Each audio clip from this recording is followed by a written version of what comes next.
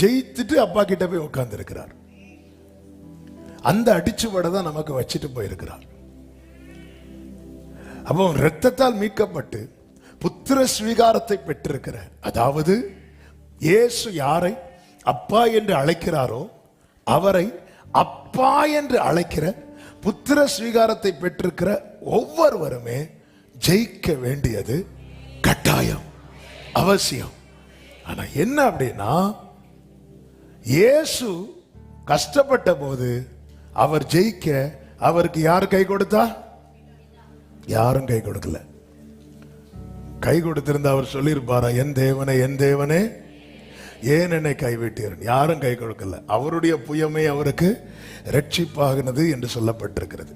ஆனா நமக்கு என்ன ஒரு கிரேஸ் அப்படின்னா, நாம ஜெயிக்கும்படி அவர் நமக்கு உதவியாக கை கொடுக்கிறார்.